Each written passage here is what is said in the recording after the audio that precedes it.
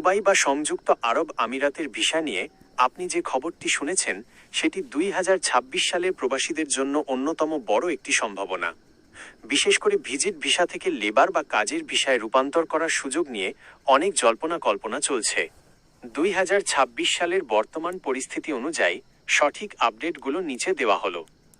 Visit visa থেকে labour ভিসায় রূপান্তর। Status change.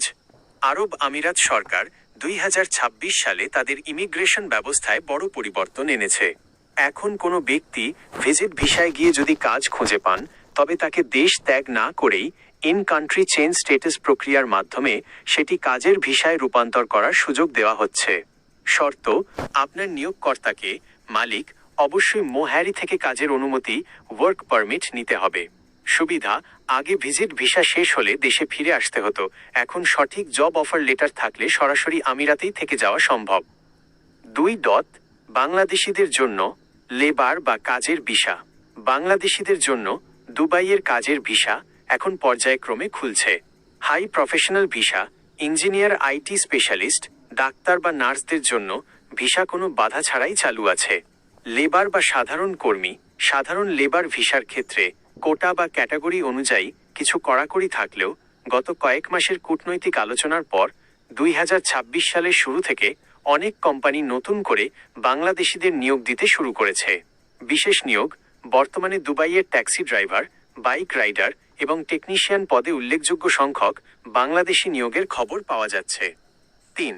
নতুন ভিসা ফি ও নিয়ম 2026। স্মার্ট কার্ড ও আইডি।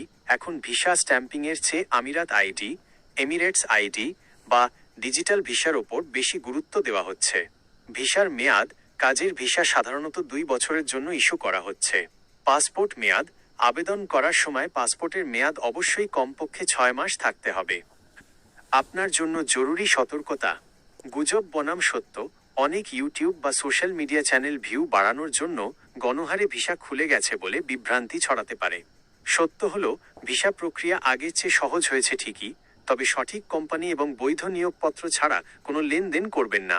বিশেষ করে তথাকথিত আজাদ ভিসা বা ফ্রি ভিসার নামে দালালের খপ্পরে পড়বেন না।